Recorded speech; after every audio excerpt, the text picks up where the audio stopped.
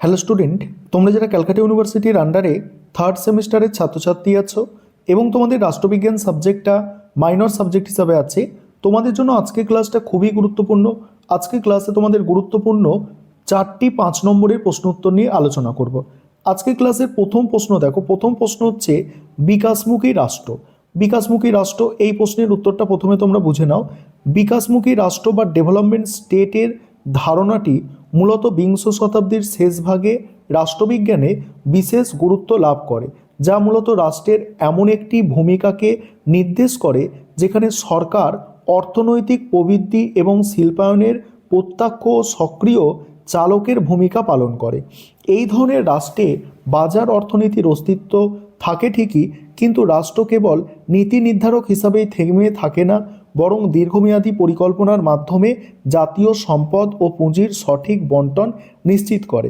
বিশেষ করে দ্বিতীয় বিশ্বযুদ্ধের পরবর্তী সময় জাপান এবং পূর্ব এশিয়ার দেশগুলি অভাবনীয় অর্থনৈতিক উত্থান ব্যাখ্যা করতে এই ধারণাটি ব্যবহৃত হয়। এখানে আমলাতন্ত্র এবং রাজনৈতিক নেতৃত্বের মধ্যে একটি নিবিড় সহযোগিতা থাকে, যার মূল লক্ষ্য হল দ্রুত অর্থনৈতিক স্বয়ংসম্পূর্ণতা অর্জন। উদারবাদী ন্যূনতম রাষ্ট্র বা সমাজতান্ত্রিক নিয়ন্ত্রিত রাষ্ট্র, এই দুইয়ের মাঝামাঝি একটি অবস্থান হলো বিকাশমুখী রাষ্ট্র, যেখানে রাষ্ট্র বাজারের সহায়ক শক্তি হিসাবে কাজ করে। এই প্রসঙ্গে রাষ্ট্রবিজ্ঞানী চার্লস জনসন এর মতে বিকাশমুখী রাষ্ট্রের রাজনৈতিক বৈধতা অর্জনের প্রধান হাতিয়ার হলো অর্থনৈতিক উন্নয়ন এবং জনগণের জীবনযাত্রার মানের ক্রমোন্নতি।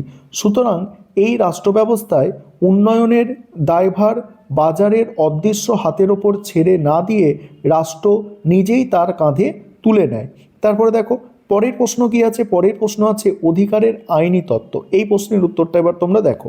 অধিকার সম্পর্কিত আইনি তত্ত্ব বা আইনগত মতবাদ অনুসারে অধিকার প্রাক সামাজিক বা প্রাকৃতিক কোনো বিষয় নয়, বরং এটি একান্তভাবেই রাষ্ট্রের সৃষ্টি এবং আইনের দ্বারা সংরক্ষিত।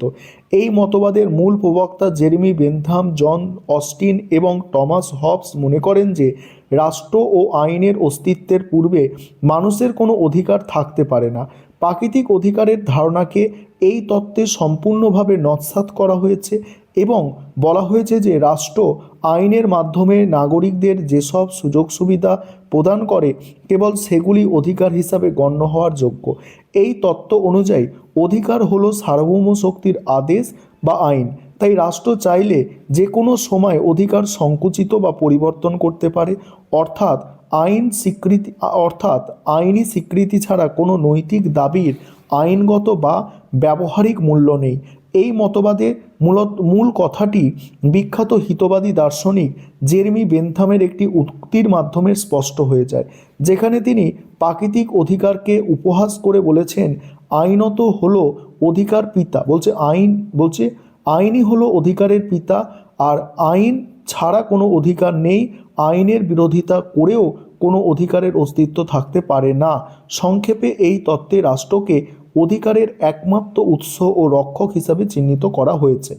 পরের প্রশ্ন আছে প্রতিনিধিত্বমূলক গণতন্ত্রের ধারণা। মোস্ট ইম্পর্টেন্ট এই 4টি প্রশ্ন। দেখো, বর্তমানে বৃহদায়তন জাতিরাষ্ট্রের যুগে সকল নাগরিকের পক্ষে প্রত্যক্ষভাবে শাসন কার্যে অংশগ্রহণ করা বাস্তবে অসম্ভব। তাই বিকল্প হিসাবে প্রতিনিধিত্বমূলক বা পরোক্ষ গণতন্ত্রের উদ্ভব হয়েছে। পরের অংশটুকু আলোচনা করব।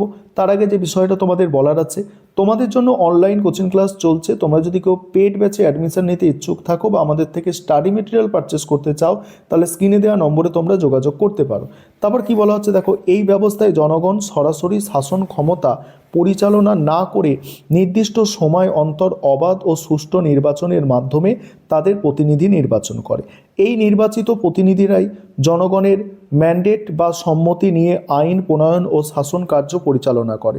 প্রতিনিধিত্বমূলক গণতন্ত্রের মূল ভিত্তি হল জনমত এবং দায়বদ্ধতা, যেখানে সরকার তার কাজের জন্য জনগণের কাছে বা আইনসভার কাছে জবাবদিহি করতে বাধ্য। এই ব্যবস্থায় রাজনৈতিক দল, চাপ সৃষ্টিকারী গোষ্ঠী এবং প্রাপ্তবয়স্কের ভোটাধিকার অত্যন্ত গুরুত্বপূর্ণ ভূমিকা পালন করে। তবে এটি কেবল সংখ্যাগরিষ্ঠের শাসন নয়, বরং সংখ্যালঘুদের মতামতের প্রতি শ্রদ্ধাশীল একটি সাংবিধানিক প্রক্রিয়া।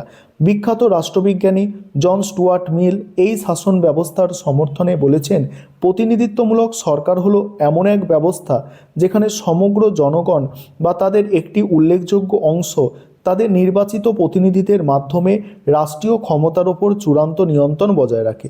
সুতরাং আধুনিক জটিল সমাজ ব্যবস্থায় এটি গণতন্ত্রের সবচেয়ে বাস্তবসম্মত রূপ। তারপরের প্রশ্ন যে সমতা বা সাম্যের ধারণা, এই প্রশ্নের উত্তরটা দেখো। রাষ্ট্রবিজ্ঞানে সমতা বা সাম্য বলতে সকলে সমান যোগ্যতা বা হুবহু মানে একরৈখিক অবস্থাকে বোঝায় না, কারণ প্রকৃতিগতভাবে মানুষের শারীরিক ও মানসিক সক্ষমতার পার্থক্য বিদ্যমান। প্রকৃত অর্থে সাম্য বলতে বোঝায় মূলত সুযোগের সমতা এবং সমাজে কোনো ব্যক্তি বা গোষ্ঠীর জন্য বিশেষ সুযোগ সুবিধার অনুপস্থিত, অর্থাৎ জাতি, ধর্ম, বর্ণ, লিঙ্গ, ধনী দরিদ্র নির্বিশেষে রাষ্ট্রের সকল নাগরিক তার নিজস্ব প্রতিভা ও ব্যক্তিত্ব বিকাশের জন্য সমান সুযোগ পায়। আধুনিক রাষ্ট্রবিজ্ঞানে সাম্যের তিনটি প্রধান দিক স্বীকৃত: আইনগত, রাজনৈতিক এবং অর্থনৈতিক সাম্য। রাষ্ট্রবিজ্ঞানী হ্যারল্ড ল্যাস্কির মতে সাম্যের ধারণাটি মূলত ইতিবাচক, যার লক্ষ্য হলো এমন একটি সামাজিক পরিবেশ তৈরি করা যেখানে কেউ যেন অন্যের দ্বারা শোষিত না হয়। সাম্য এবং স্বাধীনতা একে অপরের পরিপূরক, কারণ ন্যূনতম অর্থনৈতিক সাম্য ছাড়া রাজনৈতিক স্বাধীনতা বা সাম্য অর্থহীন হয়ে পড়ে। এই প্রসঙ্গে অধ্যাপক ল্যাস্কি একটি বিখ্যাত উক্তি হল, রাষ্ট্রবিজ্ঞানে সমতার অর্থ সমতলীকরণ বা সকলকে এক করে তোলার প্রক্রিয়া নয়, বরং এর অর্থ হল বিশেষ সুযোগ সুবিধার বিলোপ এবং সকলের জন্য পর্যাপ্ত সুযোগ সুবিধা নিশ্চিত করা। এবং বাকি আরও দুটি প্রশ্নের উত্তর আমি তোমাদের স্ক্রল করে দেখাবো। একটি হচ্ছে যে একটি ক্ষমতাকেন্দ্রিক ধারণা রূপে রাজনৈতিক, দেখো এই প্রশ্নের উত্তরটা, এবং প্রতিরোধের অধিকার তারপরে আছে। আর আমাদের স্টাডি মেটেরিয়াল রেডি আছে, তোমরা যারা স্টাডি মেটেরিয়াল পারচেস করতে চাইছো অবশ্যই তোমরা স্ক্রিনে দেওয়া নম্বরে যোগাযোগ করতে পারো।